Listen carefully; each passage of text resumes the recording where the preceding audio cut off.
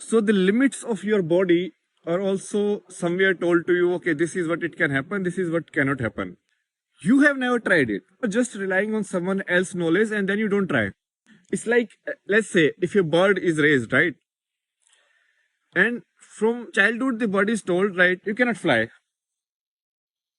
You cannot fly, you cannot fly. All the education that is given is like, you cannot fly. But if the bird actually just goes and jumps, it will fly because it's a bird.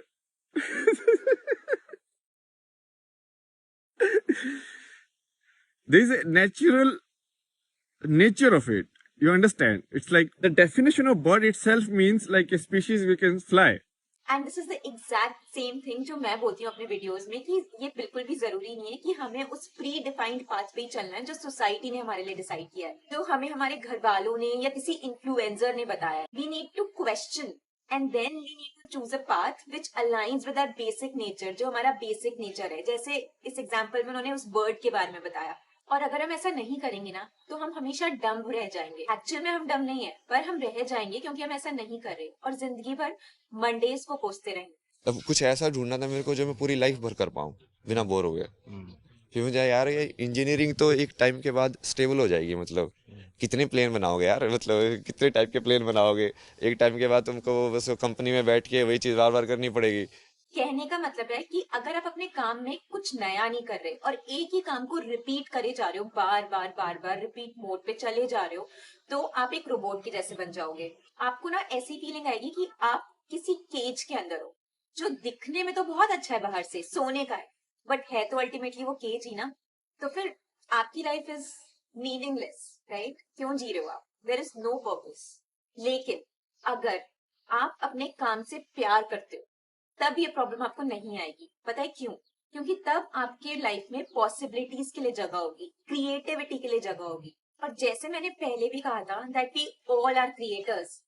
और जब तक हम कुछ नया create नहीं करते ना, हम हमेशा बोर फील होते रहेंगे और हम नई नई चीजें ढूंढते रहेंगे अपने आप को डिस्ट्रैक्टेड रखने के लिए. That is the very reason कि हमारा डिस्ट्रैक्शन लेवल इतना क्यों बढ़ रहा है. क्योंकि हम एक चीज पे फोकस नहीं कर पा रहे हैं. और फोकस क्यों नहीं कर पा रहे? क्योंकि इंजॉय नहीं कर रहे हैं हम उस चीज को. प्यार ही नहीं है उस चीज से, तो फोकस कैसे होगा? जहाँ प्यार होता है वहां फोकस भी होता है. तो as a human beings we all are creators and हमें फुलफिल्ड रहने के लिए, फुलफिल्ड एक फीलिंग होती है जिसमें हमें ऐसा लगता है कि नाउ एवरीथिंग इज कंप्लीट, अब कुछ भी मिसिंग नहीं है लाइफ. वो फीलिंग को अचीव करने के लिए you have to be creative. इसके अलावा कोई ऑप्शन ही नहीं है, क्योंकि वहीं से आपका फ्लो स्टेट आएगा. अपना जो जिस विज्ञान में जितने भी साधन है, जहाँ पे भी तुम अटक रहे हो संसार के अंदर, तुम देखते जाओ. ये तुम्हारी लाइव परीक्षा है. मतलब कि संसार में तुम जहाँ पे अटके, जहाँ पे तुमको ऐसे लगा कि हाँ मैं फंस गया, इसका मतलब वहाँ पे काम की जरूरत है, थोड़ी साधना की जरूरत है. तो करते जाओ. जब तुम कहीं पे भी अटकना बंद हो जाओगे, इसका मतलब वो पूरा हो गया.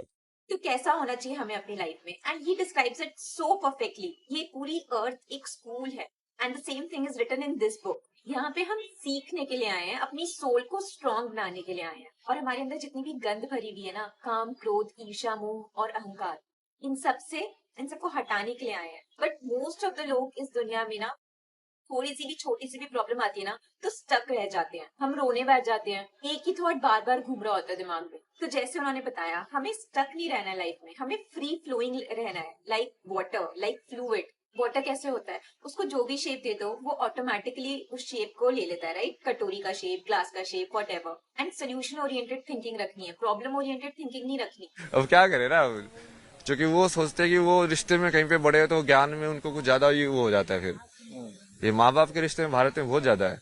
हाँ, बाप होना मतलब ये होगा कि अरे वो बाप भी तो वो 10वीं पास ही है. बाप होने से वो एकदम से उसको ब्रह्म ज्ञान थोड़ी मिल जाएगा. कि वो बच्चे को जो बता रहा है उसको ये बताना चाहिए ना कि भाई देख मेरे को तो इतना ही पता है. बट हमेशा सारे बाप ऐसे बताते हैं जैसे हाँ बस मैं ही बता रहा हूँ तुझे. वो अहंकार चली था ना वो. क्या ऐसा ही नहीं होता हमारे घर में? हमारे घर में जो भी बड़ा होता है वो हमें ऐसे फील करवाता है जैसे जो उसने बोला है बस वही सही है. बच्चों के ओपिनियंस को दबा दिया जाता है. एंड इसी वजह से बहुत सारे बच्चों के ओपिनियंस तो कभी फॉर्म ही नहीं हो पाते, उनका खुद का कोई ओपिनियन ही नहीं होता. और ये इसलिए होता है क्योंकि उन लोगों के साथ भी यही हुआ, तो वो वही माइंडसेट कैरी करते हुए आते हैं, उन्होंने यही सीखा है. तो उनकी गलती नहीं है, because they are operating from a very limited piece of information. लेकिन ना इसका मतलब ये भी नहीं है कि हमें अपने बड़ों की रिस्पेक्ट नहीं करनी. हमें अपने बड़ों की रिस्पेक्ट करनी है, लेकिन ये बिल्कुल भी जरूरी नहीं है कि हमें उनकी हर बात माननी है। अगर आपको कभी ऐसा लगता है कि उनकी कोई ओपिनियन है जो आपके साथ मैच नहीं हो रही, आपकी कुछ और ओपिनियन है, तो you can take a stand for yourself respectfully. But कभी कभी केसेस में ऐसा भी होता है कि आपके ऊपर कोई ओपिनियन थोपी जा रही है और आप खुद के लिए अपना स्टैंड भी नहीं ले सकते, तो उस केस में क्या करना चाहिए? उस केस में मैं आपको एक ही एडवाइस दूंगी कि आप अपने आप को ऐसा बनाओ कि आप स्टैंड लेने के लायक बन सको। तो इस वीडियो में इतना ही। See you in the next video. Till then stay happy, stay safe and stay positive. Bye bye.